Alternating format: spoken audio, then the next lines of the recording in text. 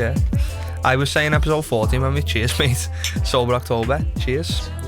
And the guest today, the amazing, the inspiring Connor Smith. Thank you for having me. Thanks for coming on, mate. Very much appreciated. How's your day been? Good? Good, alright, mate, yeah. Before we start, we'll have to just mention our sponsor this week, who's Minerva Knitwear. They are looking to redefine the smart casual image and keeping the mantra of affordable knitwear. We'll put a few pictures up around here about what they're doing. It's brand new, two local lads doing the thing, so give it a follow, and if you like it, buy. Only take 15 now. I was in the mirror before, weren't you? Mirror with me top off. With me Minerva Knitwear on. Looking fresh. Nah, it looks, but have you seen that though? Yeah, it looks boss, doesn't it? Do you know them, do you? No, I don't know them. No. I like the gear though. I like anything like that. Have you seen it floating about? Yeah.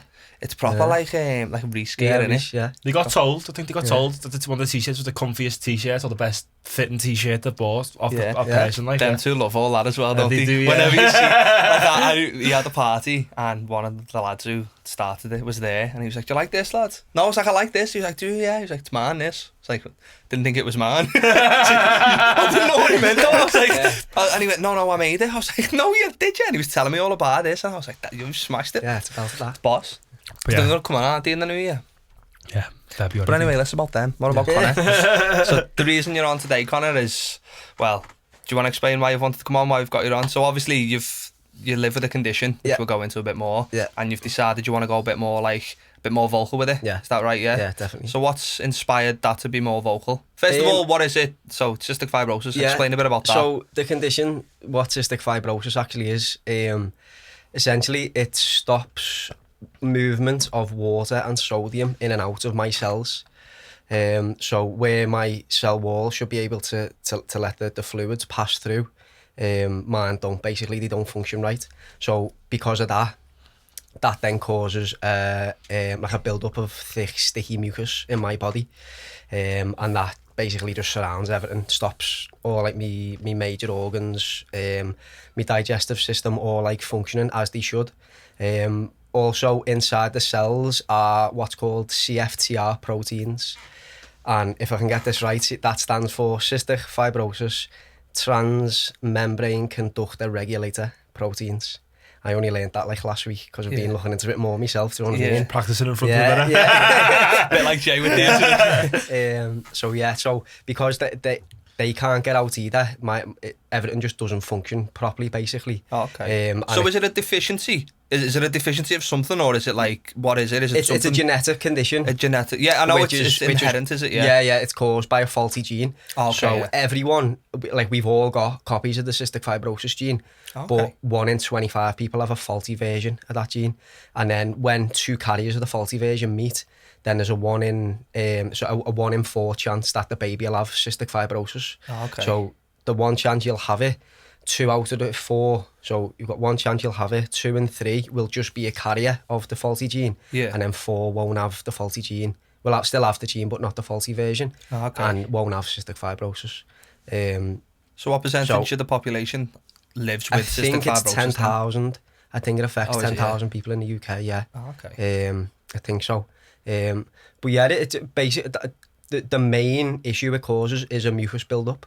And then obviously in turn that stops all my organs and system running properly, basically. So my airways and my lungs get clogged up with this shite, basically, which I've got to like actively cough and break down and clear and try and get off my chest by spitting it out, basically. And I'll go through like that routine of a morning and of a night.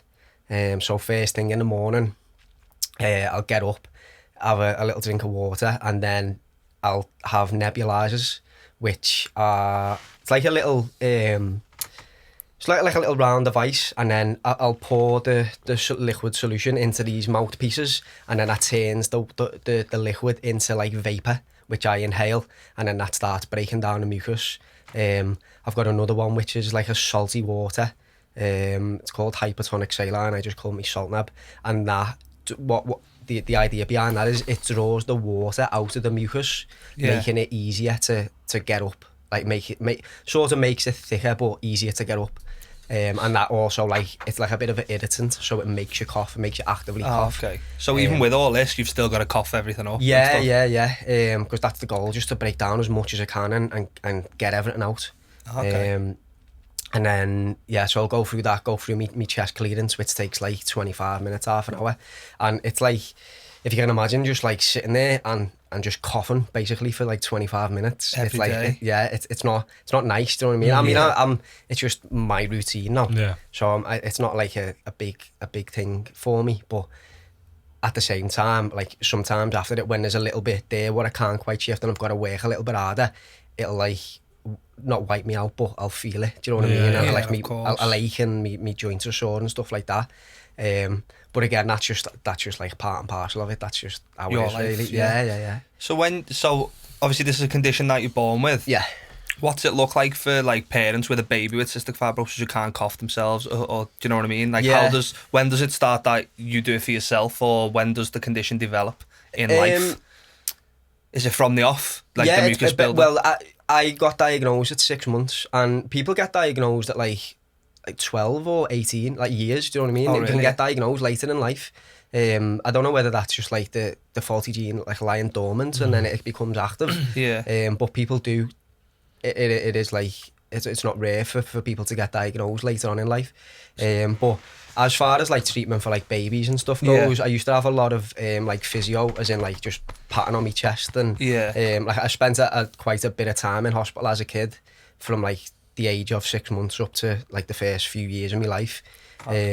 Probably spent well over like a year and a half in hospital. Oh really? Yeah. They thought it was asthma at first, because my dad's asthmatic, and then turns out it wasn't. It was Cystic fibrosis. It was CF, yeah. So is that like, so you're saying there you was in hospital so how old are you? 25? 25, yeah.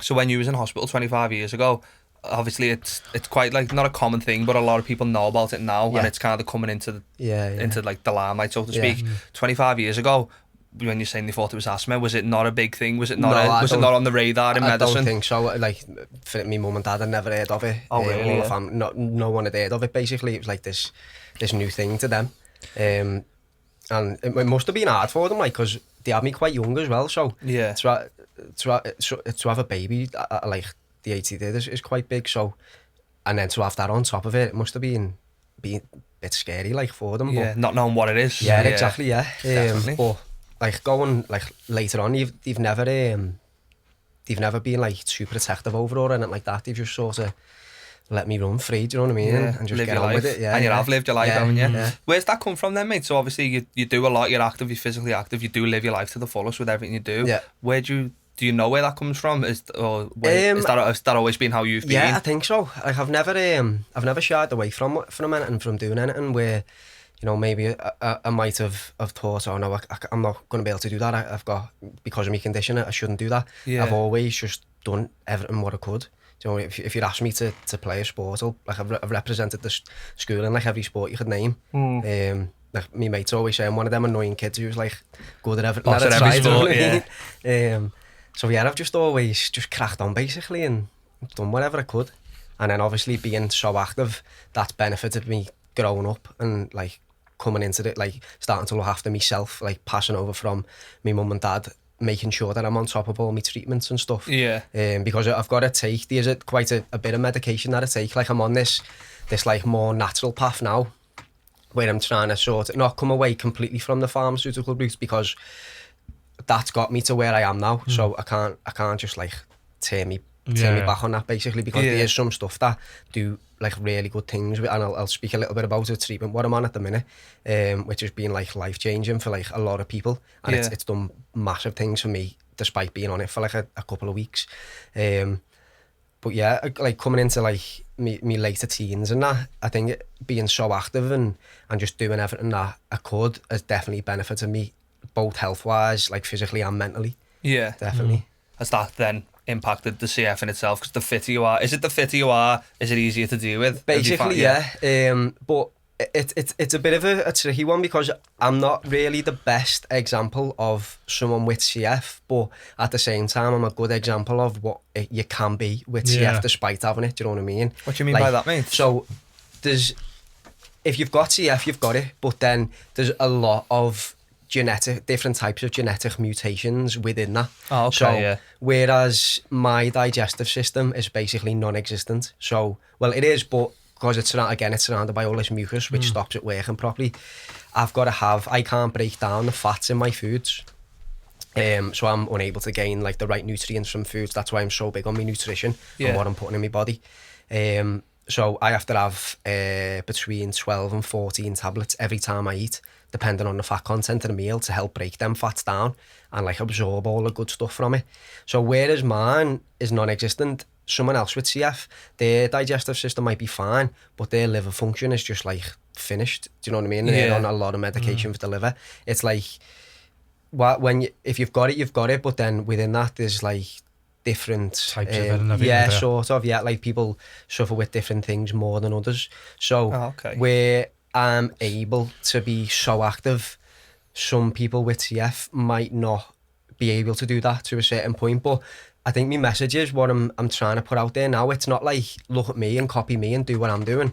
It's more of look at how I'm looking at things and try and push your boundaries as well and try and push your limits. You know, if you can only walk to the end of the street, which some people can't even do that. Do you know what I mean? I've had like times in the past where I'll run up the stairs and I'll be like finished. Do you know what I mean? Like I can't catch my breath. So if you can only walk to the end of the street or walk to the end of the garden, then just try and push it that little bit more. You know, don't just settle for that. Just try and, again, push your boundaries and just see where it can take you. Because once you get through, I think that's like a big mental barrier as well. You know, if you're focusing on just you limit what you can do. If you start pushing past that and just one more or just 10 more steps or just to that house instead of at the end of the road, you know what I mean? And you go that little bit further each time.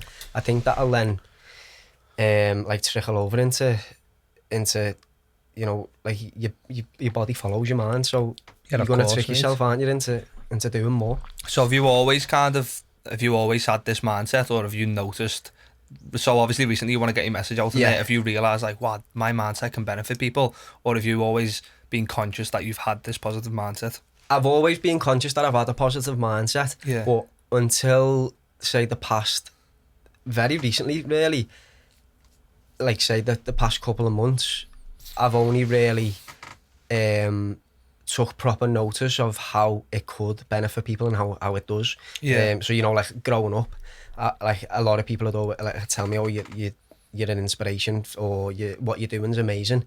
But for me to hear that, it's a bit mad, because I'm just doing me. I'm just living how I always have. So that has always been like a bit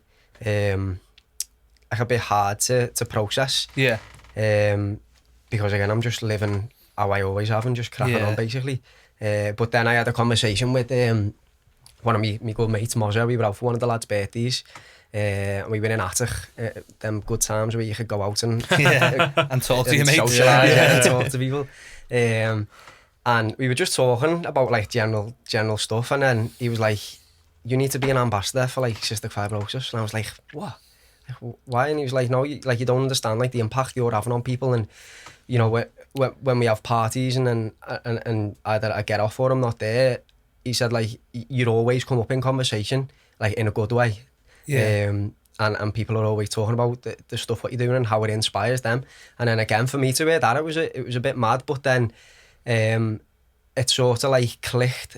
You know, there's been like a few stuff over the past 18 months or so, which have all sort of like fell into place. And that was probably the final factor where I've thought, no, I'm gonna like try and put my energy into it. And try and push a message out there. And if it is inspiring people, then just carry on doing what I'm doing. Exactly, because if you, even just by being you, people are like, wow, this kid's smashing it, and like, I can do that, do you know what I mean? Or he's not teaching me, but show me what people are capable of, do you know what I mean? So it is an inspiration at its boss. But I understand what you mean, where you're thinking, that just doesn't sit well with me, because you just think this is normal. It's your normal, it's your normal, just doing what I always have. I think the first time I ever really seen it for myself, we were at me mate Mozza, who I had the chat with, his sister's wedding last year, and a mate of ours from London, a little bit older, and he's got a little lad with CF, And he was always on at me, like, I want you to speak to Cameron, I want you to speak to Cameron, and it never really like worked out. We were in the same place at the same time.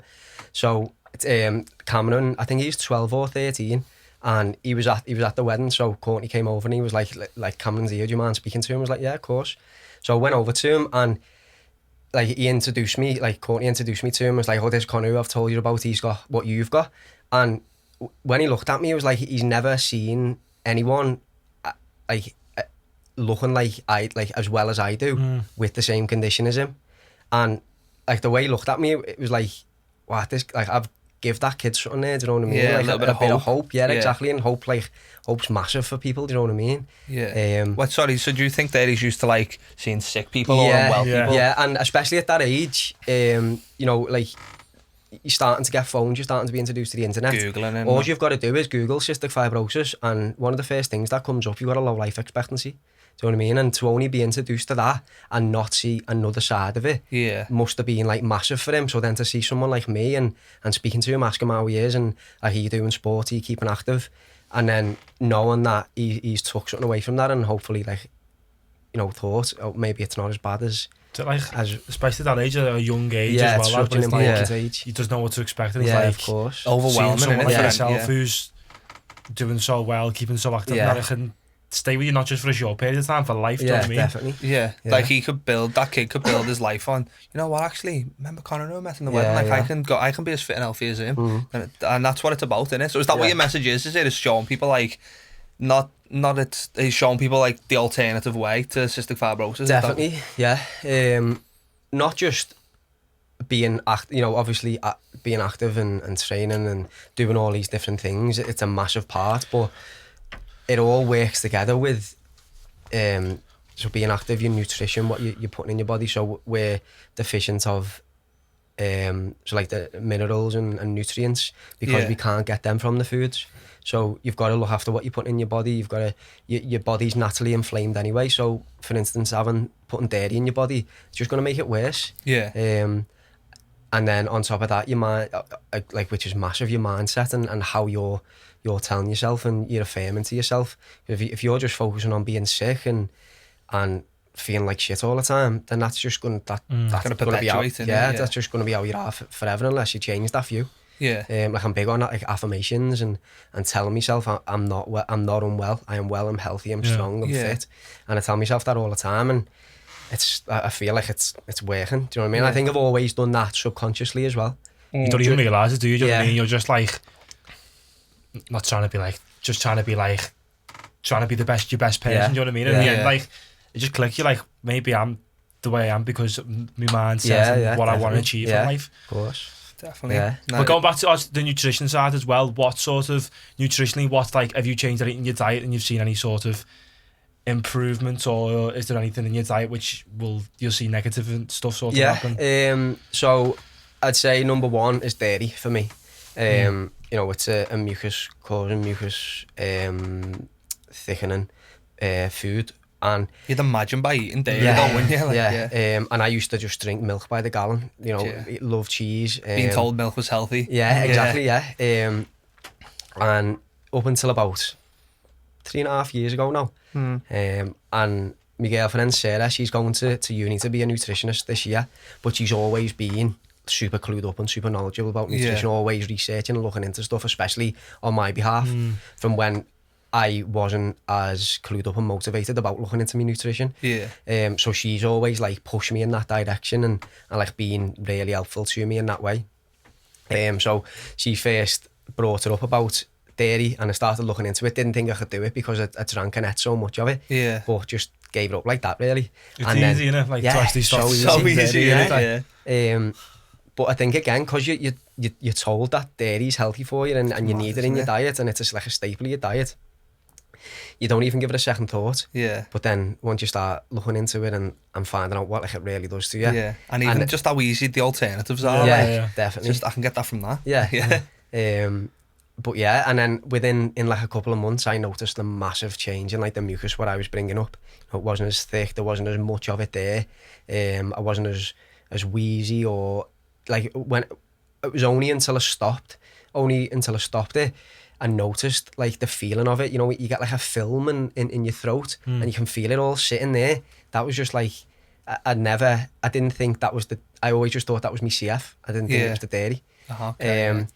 And then through that, I've started looking into all different things, really. Cut down massively on me refined sugars, refined carbs. So refined carbohydrates also affect your blood sugars. So I'm cystic fibrosis related diabetic as well, because my pancreas is covered by this mucus. Is that quite common, is it, in CF? Yeah, you tend to develop that as you get into like your late teens, early 20s. I think it's like a high percentage of CF develop that. So my pancreas is surrounded by this mucus again, and by the time when I eat, by the time it's trying to let the insulin out, by the time it gets out through all it makes its way out the mucus, it's too late, which then causes a spike in my sugars. So I'm on a very, very low dose of insulin every morning. But again, that I'm managing that. I've seemed to get that under really good control using cutting down on me refined carbs, refined sugars. Apple cider vinegar is also really good for that as well. I've heard about that, yeah. So have you just been playing about with all sorts of basically, yeah, just like boss me, just like trial and error with stuff, really. Yeah. And I'm at a point now where I've stopped. I stopped having red meat about 12 months ago now, because my digestive system, like I mentioned, it's just battered basically. So for the average person, it's hard enough to digest red meat as it is. You know, it's in there for a while once you eat it. So never mind someone with a digestive system like mine. Yeah. So yeah, no red meat, no like lamb or pork. And I'm at a point now where I'm only eating fish and eggs and majority plant-based diet. Yeah.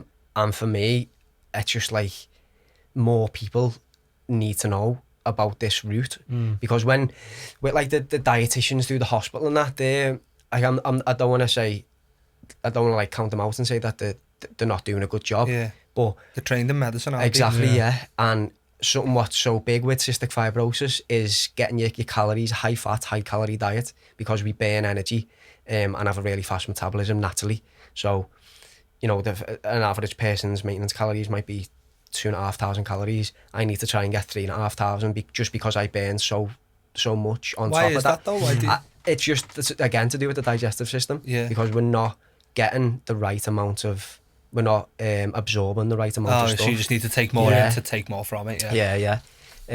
So when I'm speaking to like the dietitians, there's not really much guidance on where to get your good calories from. You know, if you tell them I'm hitting 3,500-4,000 calories, but 1,500 of them is coming from fried foods, fast foods. Yeah. It's not really frowned upon as long as you're hitting them numbers.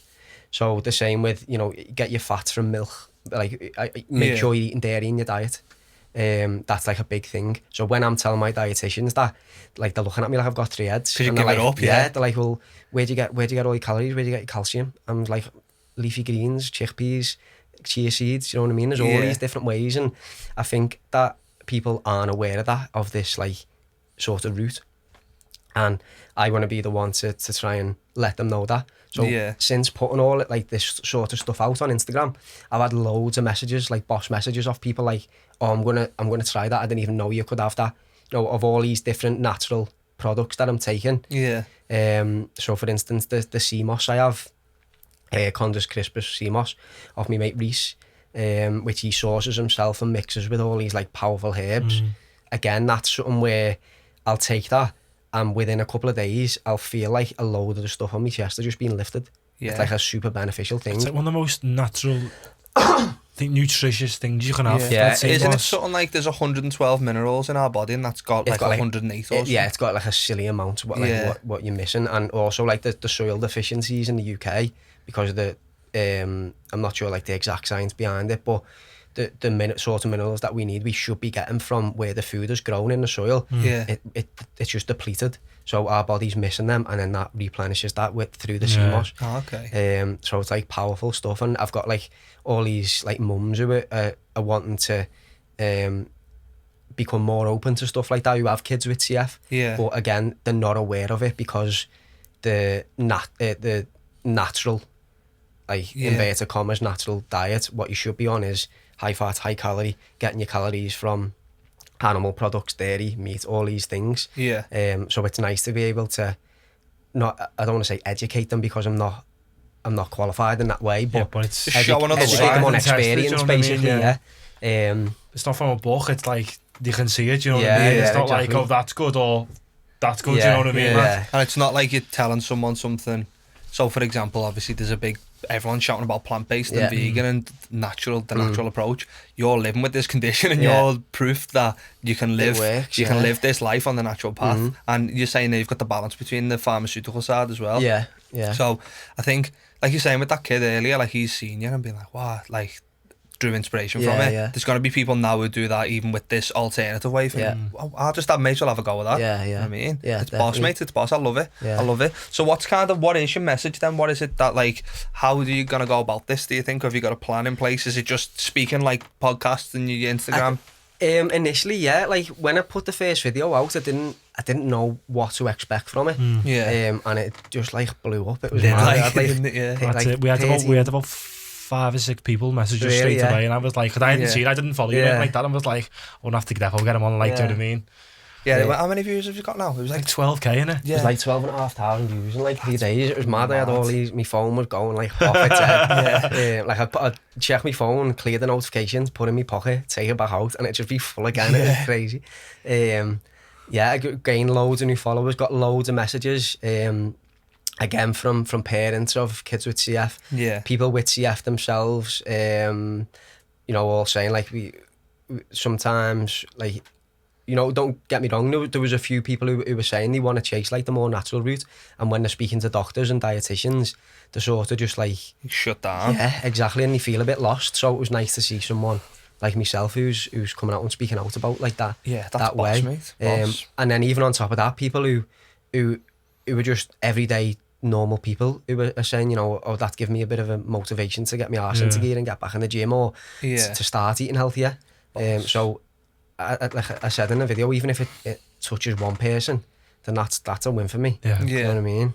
Definitely, mate. Yeah. So how many people did you say? There's 10,000 people in the country? I think so, yeah. I think that's a number. Of them 10,000, do you know anyone who's kind of like in your situation, like following this natural path? Are you aware of it being... Is there other people with a similar outlook on it? I mean, there's definitely people with positive outlooks, 100%. There's the natural plant-based one I meant though, But then, I don't think, not that I've come across anyway. Yeah. So, like, I've spoken to, like, a handful, like 5 or 6 people who've got CF. Yeah. And I'm asking them what, like, do you have dairy? Do you have... like what more natural ways, like, do you drink this herbal tea or and they don't really. So I think, but again, that might just be down to not being exposed to knowing about that route. Yeah, of course. Do you know what I mean? And it comes with like from a young age, when like say you get it from a young age and you're going to see diets, nutritions, and you're getting told you should eat this one way. Yeah, they're the smart ones as well, aren't they? Like, you should be eating this one way. When you get to a certain age, you're like, well, I can't be eating like that because I've been told from it's conditioning. And it is conditioning. You're just running a program of what you used to. Especially with what you're saying there. So like 25 years ago, when your mum and dad found out they had a baby with a condition they hadn't even heard about, they're not going to question the authority of someone who knows more.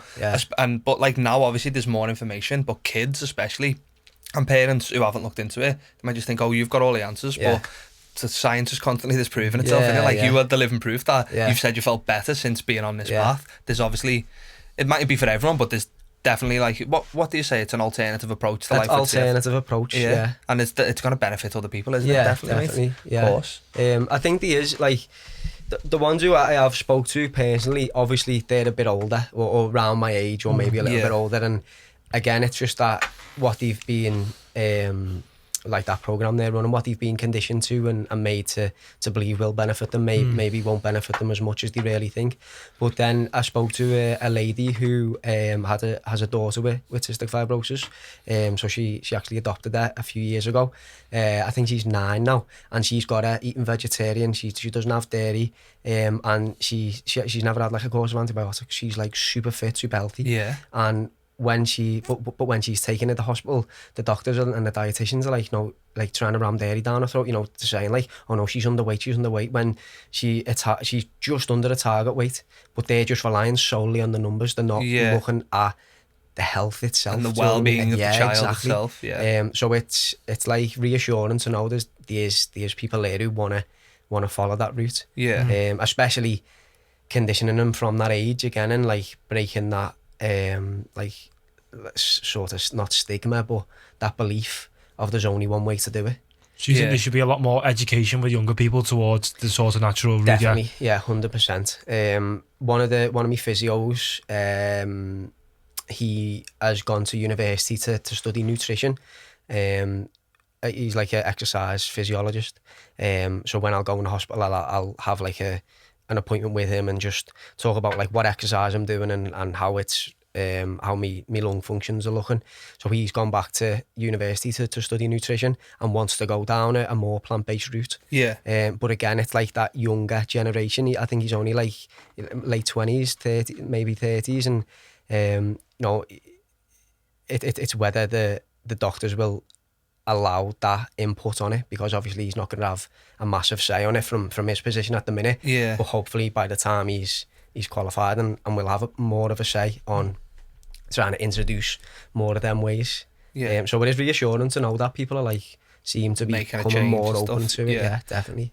Yeah, 100%. And like when we had Ethan and Jack on, you know, from Liverpool Health and Wellbeing, Jack was saying like, no disrespect or disregard to doctors or GPs, but like you're saying your girlfriend, she's trained to be a nutritionist in uni. That's what people do, is go to uni for nutrition. Doctors study medicine. So doctors learn about conditions, illnesses and whatever, like ailments, and then say, oh, I know what solves this, try this medication. No, the food side, there's only like a little bit of food, like a little bit of food education, whereas people, especially now younger people studying nutrition, like yourself, you've studied it and realised actually this benefits me more. So and you're saying you feel better, you're living better, so obviously there is the proof's in the pudding, isn't it? It's working. Doesn't matter whether someone who's studied medicine is telling you it doesn't work. You're saying it works. But it's the same with all things though. Like if you've got like a cold or a flu or whatever like that, you have to get told to have tablets, don't you? To get told to have this. Why not? You know what? Have a nice lemon and ginger tea. First port's calling it like ibuprofen or paracetamol or something. Not like honey, lemon and ginger tea. You don't have anything natural. Do you know what I mean? I think that's it. It's just systematically, it's like not even with people with CF, it's on a larger scale, but especially when you're living proof of it working, it should be more education-wise. It should be learning a lot more about it. No, really. 100%. I remember when we were kids and we weren't well, my mum would always make like a honey, lemon and ginger tea, and like, that works. And then when you'd see advert for Beecham's and that, my mum would be like, you don't need that, you've got that. Don't get me wrong, my mum isn't like fully plant-based raw vegan, but like my mum's always said, oh no, you don't need tablets for that. My mum and dad have always been of the belief like, you don't want to end up on tablets all your life, like my mum and dad, like their mum and dad did, do you know what I mean? Like, so my mum and dad try and avoid medication if you can be, and try and give you the foods, do you know what I mean? So, like, whenever she'd see me having paracetamol, my brother would be like, have you really got a headache, or do you just need a pint of water, do you know what I mean? And that started me on this mindset of, you probably can get everything you need from food and from your diet, and then, like you say, in medicine, well, if you've got a condition, obviously there's going to be pharmaceuticals, but medicine, I remember watching a documentary and he said, like, I'm not saying medicine's bad, like if you've got a wound and you need to go to A&E, go to A&E, but if you've got an ailment, there's probably benefits you could gain from a natural plant-based vegan 100%. lifestyle. 100%. And it's trying to find the balance, isn't it? Yeah, definitely. So would you say, like, people who have cystic fibrosis or their kids have CF, would you say they're kind of not scared but hesitant to take an alternative approach? Is it kind of a fear thing? I'd say so, because even now myself, you know, I am, like I mentioned, I am still on like pharmaceutical drugs, do you know what I mean? And up until even like only recently in the last 12 months, I've again, like you just said, I've been like hesitant to sort of take this more. I've been on my natural stuff for a while, but I've been parallel, as like a balance. But now when I'm looking into things and realising like the long-term effects, and you know, like I'm on something which it's classed as an antibiotic, but it's prescribed for as an anti-inflammatory. Now I take turmeric, black pepper and ginger tablets every morning, which is a powerful anti-inflammatory. So am I getting the same anti-inflammatory benefits from the natural one as I am from the pharmaceutical one? And if I am, can I just scrap them? Because I don't like what it's doing. So it is only recently where I've been seriously looking more down that route. Yeah. But again, that's just conditioning. And I've been on, I've been on my medications for 25 years. So anything what you do for 25 years, it's going to be a bit of a thing. You can't just stop it anyway. Yeah, do you know what I mean? You've got to sort of. So do you think you could be 100? Do you think there could be someone with CF who's 100% not on pharmaceutical drugs? Yeah, well, the woman I mentioned before who has a daughter, veggie, like plant-based, basically with the. I'm not sure whether she eats eggs, she might do, but I don't think she has any pharmaceuticals. Really? She put a picture on of like she said this is her medicine cupboard, and it was basically a lot of stuff what I take, plus a little bit more. And if that's working for her, then that's bosh, you know what I mean? She's no different from anyone else. But yeah, like sticking on like the balance side of things, like I've just started a treatment now. It's called CAF Trio. Is this the new one? Yeah. Your girlfriend told me about this, yeah. Like, I was, funny enough, before I asked you to come on, I'd seen an article about it. Yeah. And there's a big newspaper thing about it, and it's like, it's having such a good... What effect is it had on It's like yourself? groundbreaking, this stuff, though, isn't it? Yeah. It's like medical So stuff. tell us about it. Why is it so new? What's so good about it? It's classed as it's what's called a modulator, and it directly affects the faulty gene in cells. Okay. So instead of treating the symptoms, and what it causes, it's going to the root of the issue. So if you can imagine, so is that classed as a cure? It's the closest thing to a cure that there's ever been, basically. And it's like it's a big thing. Do you know what I mean? Yeah. And like, if you would have asked me, do you think you've had in your lifetime, will you be exposed to something which is potentially like life changing? I'd tell you no straight away. Really, just because of what I've always had it in my head that it's something that I'm gonna have like deal with forever, basically. Yeah. So when this came about, it got brought to the table last year, but the NHS, the government, knocked it back because Vertex, the company that make it, they wanted something daft like £100,000 per patient per year on it. So if you can imagine 10,000 people in the UK times 100 grand, it's a lot of money. Yeah. And they didn't want to pay for it. So then it's come round full circle again, being debated again this year, and they got it down. They said it by a substantial amount. Is that not being released? That no, figure, though, it hasn't been released. But it got passed anyway. So people started getting it like 2 or 3 months ago here. Yeah. And instantly, like, changes what people were seeing were just crazy. Literally within 2 hours of taking it, it was bringing everything up what people had in their bodies, like mucus wise and badness. It was just like basically purging them. Yeah. And after that, like, now I've been on it for 13 days. When I started it, so my condition, like the condition I'm in at the minute, is measured on my lung function, on my lung capacity, which is measured as a percentage. So I'll take a big deep breath in, blow into the machine as fast and as long as I can, and that'll give me a percentage. You know, your average person, so used to, for instance, would probably be 99 to 100+%. Yeah. Whereas I tend to hover around like the mid 60s. So like I'm running on like a half, basically, like half battery. Is that just standard throughout, like, your level of fitness, or was your fitness brought that up, or would you find like is that an average? Yeah, it's like maintained it. Like some people with it get like 20-30%. Oh yeah. Like some people are really bad. But then sometimes my numbers don't really reflect how well I actually feel and the stuff I can do. Yeah. You know, like some people who have the same lung function as me couldn't run around the block and they'll be like really feeling it. Yeah. Do you know what I mean? So again, I'm not, like I said before, I'm maybe not the best example of someone with cystic fibrosis numbers wise, but what I'm telling myself I can do, then I'm doing it. Yeah. That's the most important thing, though. No, do you know what I mean? definitely. It's not yeah. Definitely. It's something you have, not something you are, isn't it? Like you can't just go off the numbers all the time. Yeah. So my lung function is measured as a percentage. So before starting this CAF Trio, I was 63, and I've been on it 12 days now, and I did a lung function test, not last night, the night before, and I blew 70.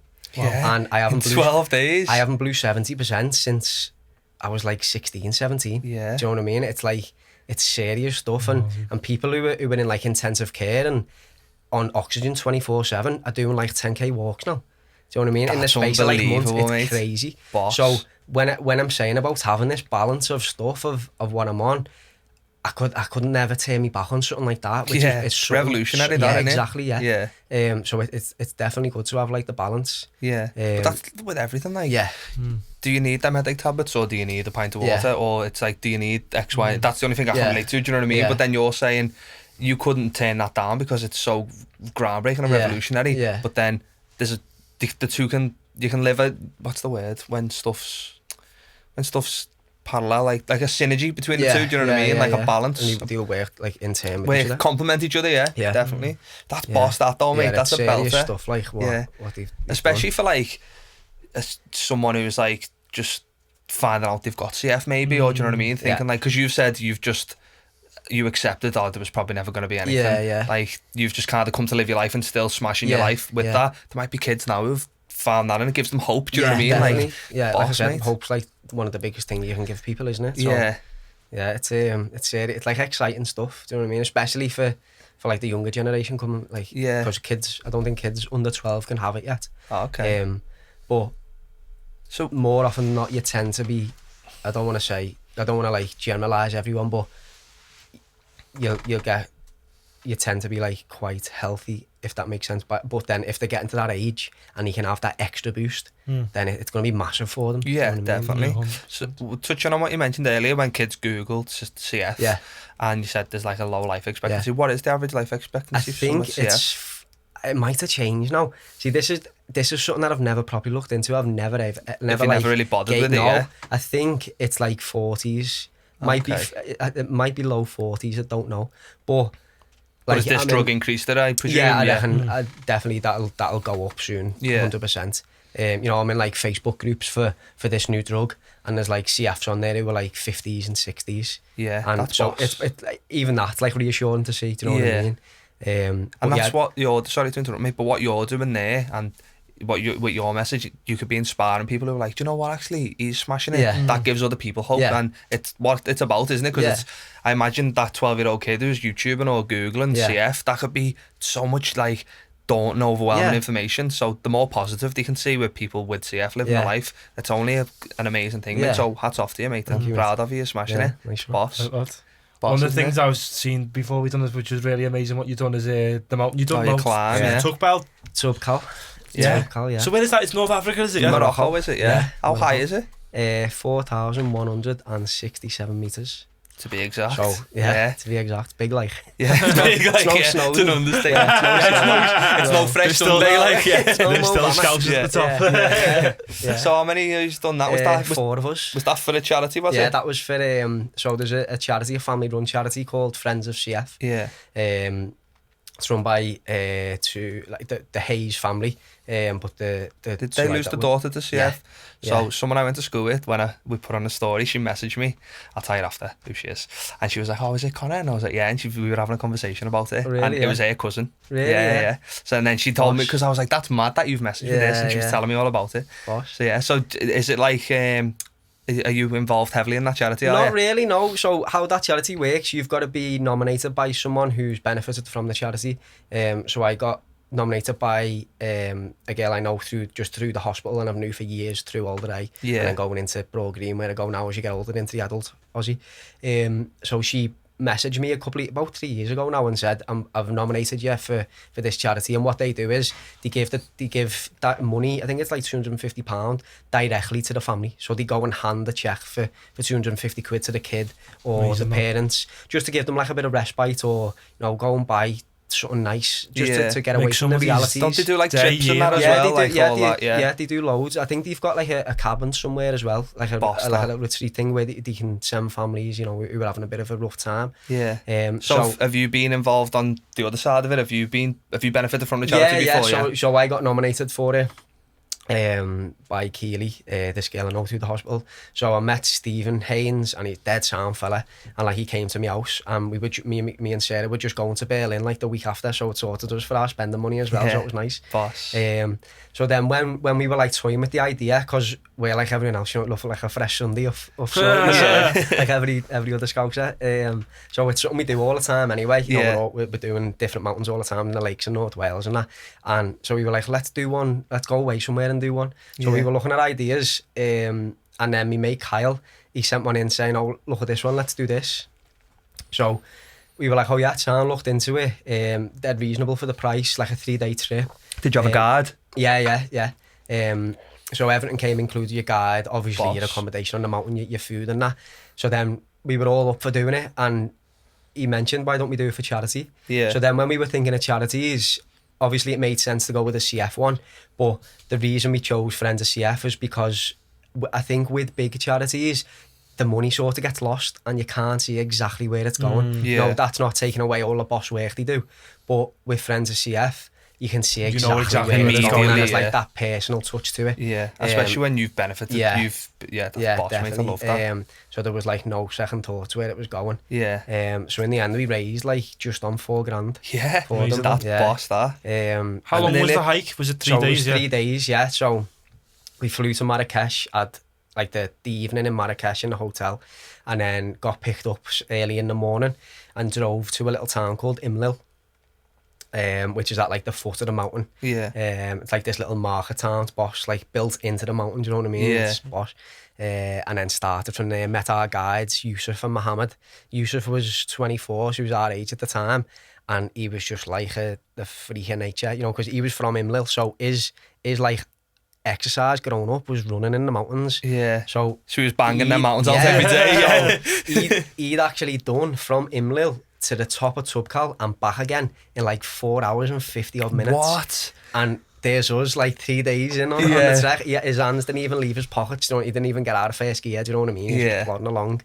And then Mohammed, he was like 60 odd. He was like late 60s, just like up there like a mountain goat. Do you know what I mean?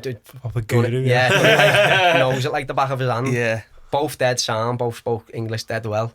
And then on the way up, so the first day was getting from Imlil to the mountain refuge where we'd be staying, like spending like the first night, and then on the way up there we were stopping in like to the mountain people, they're called Berbers, and we'd be going in and like they'd be like as the people they're very welcoming and hospitable, do you know what I mean? Some of the nicest people I've ever met, like happy to bring you into the house. They'll put like give you like all the homemade bread and jams and give you like a peppermint Moroccan tea and stuff like that. So we actually like got to spend time with the locals and like live like as one of them for 3 days. That's boss. So it was like proper, it was boss to see like their way of life, but you know, just like how happy they were despite not having much at all. They were just so happy as people, do you know what I mean? And like content with what they had and like their life.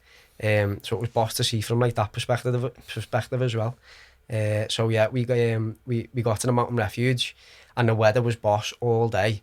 We got like 300 metres away from the refuge and these clouds just rolled in. We were like in short and t-shirt and it just started lashing down. We had no coats out or nothing because our main bags were on like the mules in front, which were already there. So we had like these little like hoodies and jackets and that got soaked. So we're getting led up to the mountain refuge thinking that we're going to be staying inside the refuge itself. So we've been fine all day, then we're drenched through, thinking I'll get like a nice shower and get changed and into fresh clothes. So we're walking up to the refuge and then he just makes this sharp left and leads us down to these all battered tents at the front. It's like we've been like proper conned here. Didn't look like that we've seen us coming. So got like our tent, so like we were in like obviously 2 tents of 2. So Kyle and Mozza like grabbed a good tent, and then me and Dom, our tent was like flapping in the wind, you know what I mean? It had holes in the bottom and everything. But then after it, like it was part of the experience then, do you know what I mean? We like roughed it a little bit and like made like a proper go of it. So we weren't too bothered in the end, like. So then we got there about 4 or 5 o'clock I think. So it was like a good 6-7 hours hike. Got to the refuge, and then the guides had like a big like a teepee sort of thing where they all stayed, and there was a chef there, and he just lived at the refuge, just cooking for like the hikers. Yeah. Like that was his job. Some job, I know. So we went and had our tea and that, and they made us food. And then we had we slept and then got up at 6 the next morning to like attempt the summit. And it was just like, so where we got to, the refuge is just over 3,000 metres. Yeah. So the summit is just over 4,000. So it doesn't sound like that much, just one extra 1,000 metres. Yeah. But it was just like, the incline was heavy, do you know what I mean? It was just like the walking oxygen as well up there. Yeah, well, when you got that was something that it was Again, like... what's it called? Altitude sickness and that kind? Yeah, like hypoxia. Yeah, hypoxia, yeah. I think it is. Yeah, altitude sickness. Two of my mates have done base camp, and like they said, like they were researching it, speaking to people, and they said it doesn't matter. You could be Anthony Joshua could be up this mountain, and he could get this. Do you know what I mean? Like it's luck of the draw. Yeah. But yeah, that was something like I looked into, because again my capacity is shortened. So when I told the hospital I was doing it, they were a bit wary of it. The people in the hospital think you're a madman, don't they? What, he's off his meds, he's eating healthy, he's calm out. They must be thinking like, definitely, but you proved that it works, so I bet you love that, don't you? Like, yeah. I am a madman, but, so they were a bit like apprehensive over it, but like I can honestly, like I had my inhaler with me, which I don't really use anyway, but I just took it, and it didn't leave me bag once. You know what I mean? I didn't need it. Didn't feel like you needed it. No, I didn't feel like I needed it. Obviously, like trained and stuff before it, and well, there's not much training you can do for altitude sickness, but just I kept myself in a good shape anyway. Yeah, leading up to it. But yeah, never me and Ayla didn't need it once. Didn't ever feel like headachy or nothing. So yeah, the summit day. So like I was saying, if you can imagine, like 1,000 meters. I think it was like 1,000 meters, but the distance was only like a couple of kilometers. So the incline, it was like 1 in 2 or 1 in 3 or something like that anyway, where it was heavy walking up, do you know what I mean? It was just like stair walking for like 3 hours. But anyway, we done it, and yeah, it was just unbelievable. You know, getting to the top, unbelievable. Yeah. It was like Lord of the Rings, you know, like Mordor, there's mountains on mountains. And then like when we were like 3/4 the way up, you could see all the Sahara, all the desert and that. That'd be amazing. Boss that. Yeah, it was about it. Once in a lifetime stuff like that, innit? Like just, well, not once in a lifetime because people do loads, but like something you should do at least once in a lifetime. Like I advise that to anyone who would tell about it.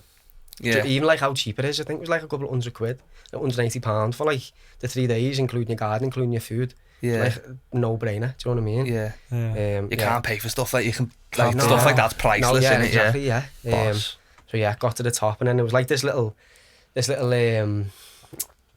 structure at the top, like a little pyramid where everyone ties like the banners and that too. Yeah. Got our pictures with the flags and that, and it was like a bar just running across, and we were saying like, do you reckon you could do pull-ups on that? I was like, yeah. So I was all like, we've just done this mad climb.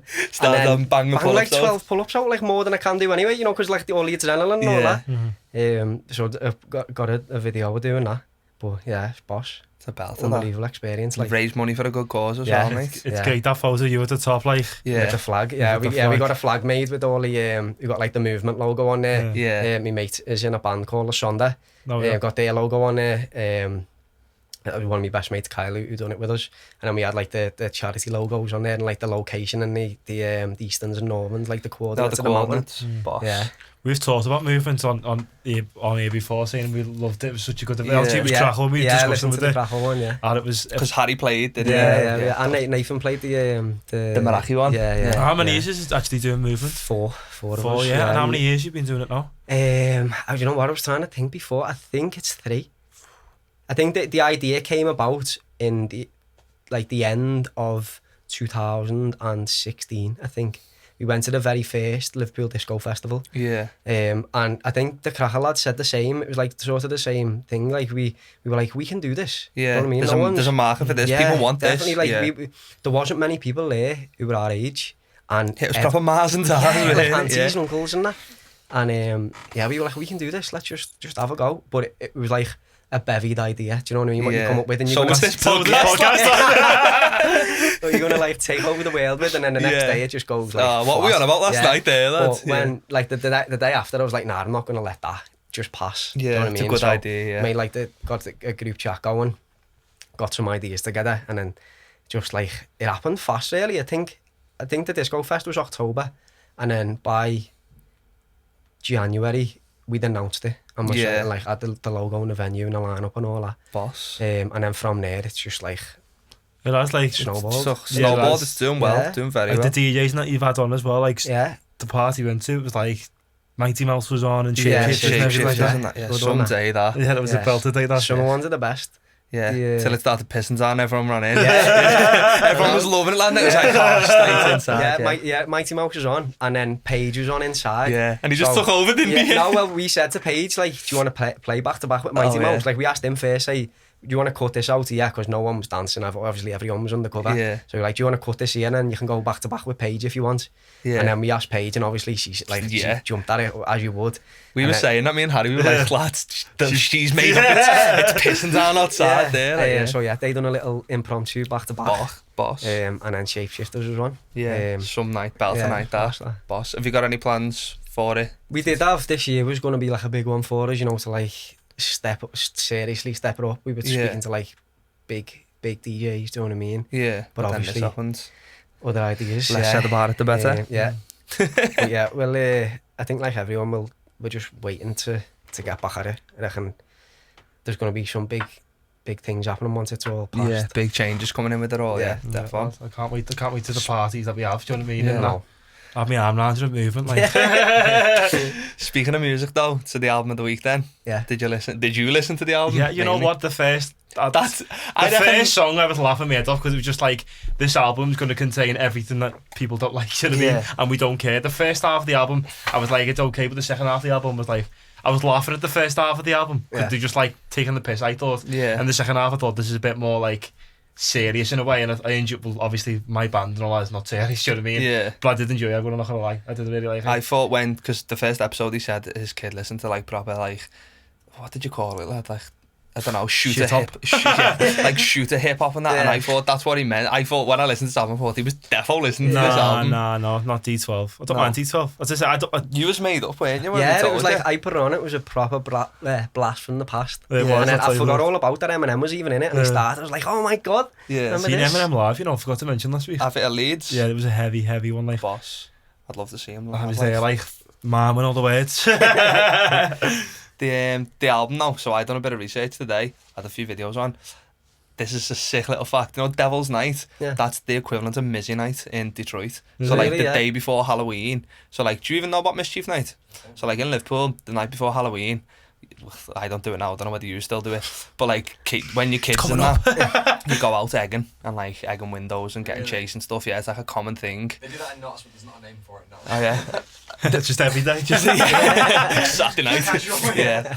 But so Devil's Night is Mischief Night. Yeah. But have you seen 8 Mile? Yeah. So you know when they go into, they burn the houses down and that. Yeah. Like that's like a thing in Detroit. Is like on Devil's Night you burn abandoned houses down, and that's why they call it Devil's Night, because D12 was saying they wanted something that was specifically Detroit, that was just Detroit, and Devil's Night is a thing that's only in Detroit, so they called the album that, and then the album sounds like Detroit. They were saying like, we wanted it to sound raw and gritty and like horrible, and that's what that's what come across in the album, which it does, doesn't it? You listen to it like, this is raw stuff, this it's stuff that would not fly now, do you know what I mean? You couldn't release that album you couldn't release that now.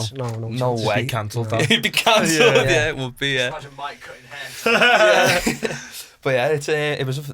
I've never listened to their album. I've just listened to tunes. Yeah, I haven't, to be fair. And when I listened to the whole album, I was like, this is a piece of art. Got the #1 in the UK and the US, you know. Did it? And I thought that was like what's the word? Like an underground type thing. I didn't know it was mainstream #1. Yeah. Well, like Purple Bills and all that. Yeah, but I didn't know that album got to #1. Yeah. Have you heard the words in it? That shouldn't be #1. Some of the stuff is some of the stuff is illegal to say. I think it's one of the first songs. It's like, wait there. He said, why you running away? Yeah. I told you not to run away. Yeah. It's mad, isn't it? It's mad. Yeah, some of the stuff's grotesque. Yeah. But it's sick. So it takes us on to your album week. What is the probably couldn't be further from Devil's Night. Yeah, thank God. It's a band called Monophonics. The album, It's Only Us, and it was actually the lads from the Sonda that got me onto it. Yeah. And it's like, so when I'm just listening to tunes, I'll always just listen to like soul and like R&B, as in like rhythm and blues, like all stuff. And when he first got me onto it, I was like, how have I never heard these? I thought it was an old band, do you know what I mean? But they're like modern soul, and some of the stuff's just like unbelievable, do you know what I mean? Yeah. Like, unbelievable musician. But yeah, they've got like that, just like loads of soul, basically. I don't know how to put it. Like you'd think they were older. Yeah, definitely. When did it come out? Is it recent Yeah, album? it's March 2020, I think it came out. And they've just brought so the name track of the album, It's Only Us, they've just brought an acoustic version of that out, just the piano and him singing, and it's heavy. I can't wait to listen to this then, Look forward to that, you know. Boss, I love that. There's a band, I don't know if you know them, called Babe Rainbow, right? I listened to the whole album thinking it was like They're Aussies, aren't they, them, yeah? Yeah, do you know who the Grateful Dead are? No. So they're like the original like psychedelic band in the 70s from America. They were like suggested on the back of that. So I was listening to it like, oh yeah, these are just an original psych band. Found out they're like from the Australian, and the album come out this year. Yeah. But listening to the way it's produced and that, I was thinking, this is old. It's old, exactly. It sounds old, yeah. but it's not, it's modern. Yeah. So I know I'm going to like this they're album. proper cool. They're from California, I think, and they're just cool. Yeah, just cool guys. Cool, man. Yeah. How many people in the band? I think it's about 5 or 6. There's a few of them, Yeah. like. I'm going to get that on the way home, mate. Yeah. Not even going to wait through the week. He's itching to get out and get it on. The lead singer, he's boss, like, just a good musician. Do you know what I mean? Just a talented guy. Yeah. Belter. Yeah. I can't wait. That Sam, but let you know. Yeah. I'll get it on tonight and let you know when I get home. Yeah. That's everything then, isn't it, mate? Dad joke. Dad jokes. Do you like dad jokes? Yeah, go on. Partial to it. Have you got any? You can have the joke. You can have the book if you want. Go on. Read it first, lad. Just talk about my man. A bit more, bro. You got it. Perfect. Witnessed the kidnapping in my local park today. I thought I'd better not wake him up. I get it. That is a dad joke. see, shocking, that Yeah, is. it is Good. shocking. You know, such a good joke in there the other day. Go on. I was like, I've seen me mate's dog got rushed to the vet, called Minerva's, and it was eating shuttlecocks. Badminton. Terrible, man. That's the reaction to that. Let that. Yeah, you love it though. Let it fester. Let it roll like the wet fart it was. Connor, mate, thank you very much for coming on. Thank you very You're an much for having inspiration me. to us, and then I imagine to people living with CF as well. So keep doing what you're doing, and anyway we can help you. Just let us know, mate. Thank you, mate. Much appreciated. Fantastic.